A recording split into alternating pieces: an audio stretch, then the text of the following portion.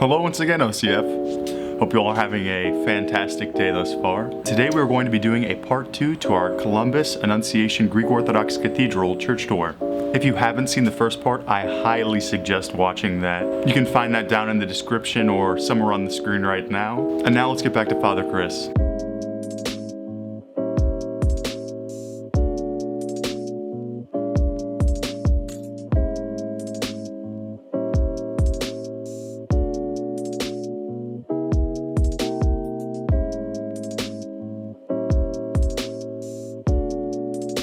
And now liturgically, when the priest or the deacon leaves the altar, they leave from this door, the one with Michael. And when we re-enter, we enter through Gabriel. In general, there's this beautiful movement that takes place where the deacon, and in some ways the deacon and the priest now, represent Christ. So there's the bishop who's God the Father in the back, and then there's all of us. And the deacon comes down to us and returns to the Father, comes back and offers us communion and goes back. So this whole idea of like the relationship between God and humanity is dynamic, and there's this constant give and take. But our role is not primarily to seek out and find God. It's primarily to allow God to find us. So to sit in peace and to trust that, grace will descend, to receive, not to take Holy Communion. So not to go into the altar, but to allow the sanctified gospel book to come out and bless us, to allow the sanctified bread and wine that becomes the body and blood of Christ to come out and then to receive that. So there's this beautiful humility about the human response to the divine. It's not that we're going to go, and it's not climbing Everest. It's not conquering. It's saying, I will allow you to enter into me. I will cultivate this ground and trust that you will allow the seeds to blossom and grow. And there are, of course, so many gospels, parables that speak about the sower and the seed, about the word being sown in the heart. Or St. Paul uses the example too. Another thing I want to mention, which does have to do with the architecture in general, how we have the three divisions. That's reminiscent of the temple in Jerusalem that the Jews had, where it was divided into three. And so we have this continuity with Judaism that came before us. And we see that in the structure, but we also see in this beautiful way that we have this continuity and then fulfillment, so the realization. And so in the Holy of Holies, in the Temple of Solomon, or in the first and second temple, all of that, you had the tablets of the law, of the Torah that was received. You had the rod of Aaron that chose the priest, by budding. And then you had some of the manna, the bread that was rained down on them from heaven that sustained them for the 40 years that they were in the desert. So you had the law, you had the rod and the staff, and you had the bread.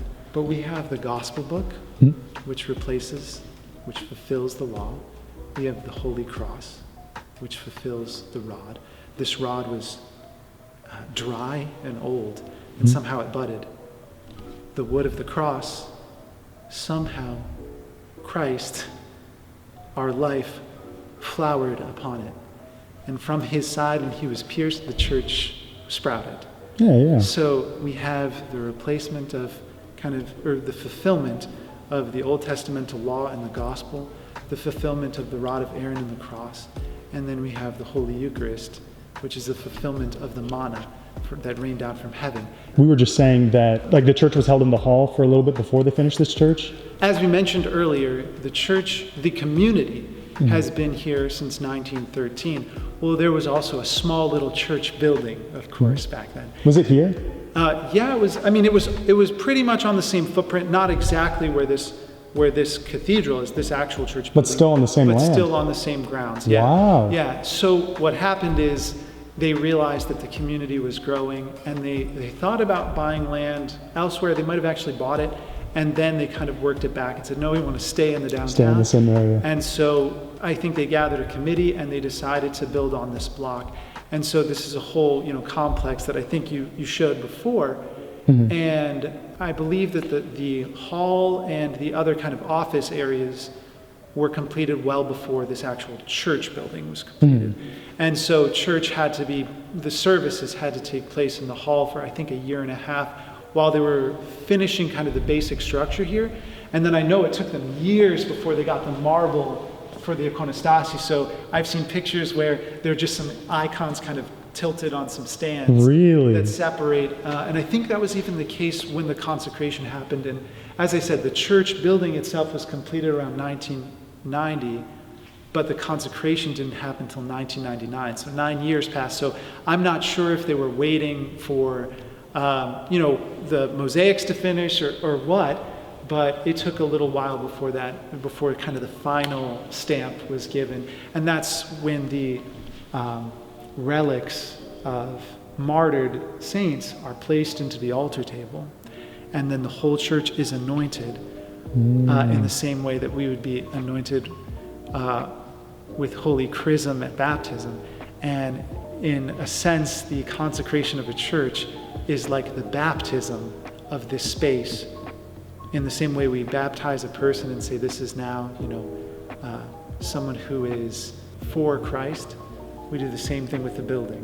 So yes. This is and so in the same way that at our baptism, we receive a guardian angel, there are saints who speak about the fact that an angel was assigned to guard this altar from the consecration on, and that this angel will be here until the second coming of Christ, which is a really beautiful element to consider. So we believe that we can sanctify space through holy water, through services, not just the soul, but the body, not just kind of something ethereal, but concrete, material creation. Just like Jesus Christ became a human person, took on human flesh, we now in the Orthodox Church believe that you can set aside, consecrate space for the worship of God, just like you set aside a person for that in baptism, or further in ordination, something like that. So there's these beautiful connections. And of course,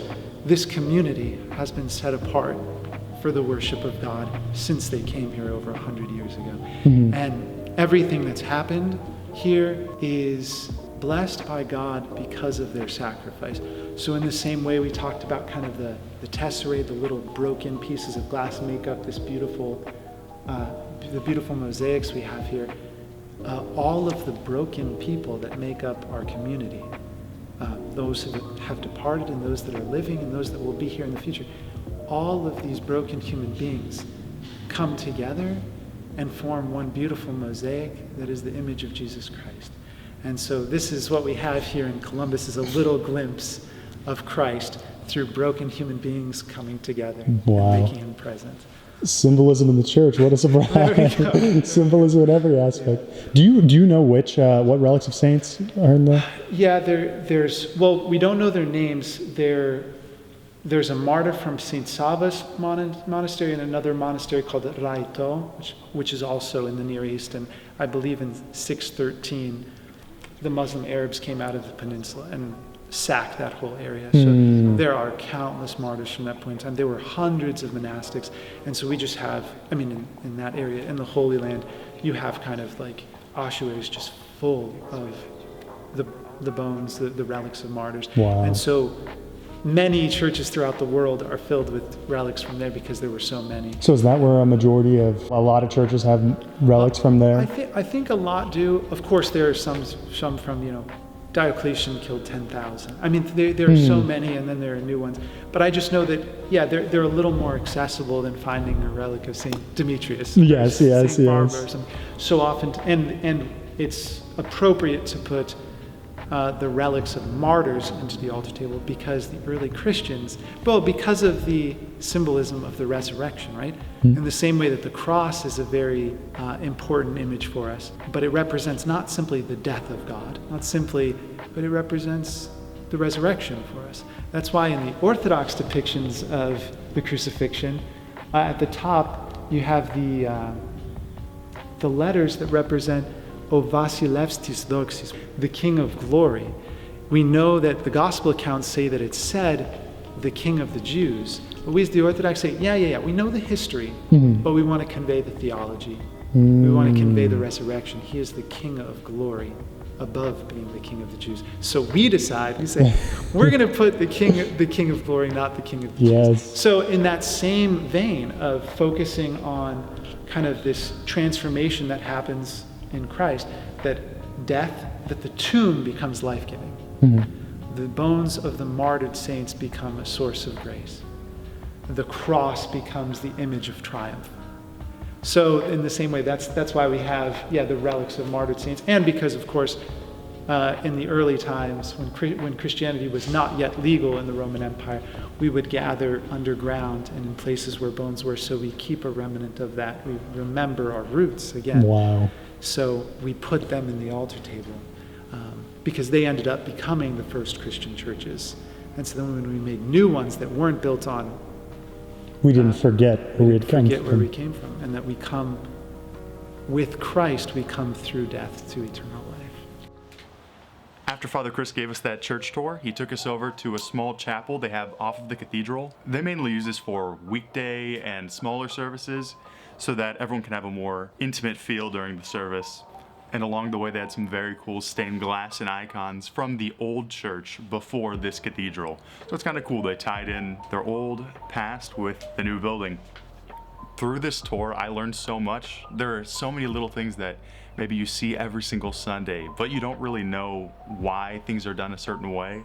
And having a resource like Father Chris or other people, it's such a great way to learn more about our church and the importance of everything within it. We would like to give a huge thank you to Father Chris Zafaris and the entire Annunciation Columbus community. Thank you so much for allowing us to take a tour of your church and Father Chris sharing your knowledge with us. It really means a lot.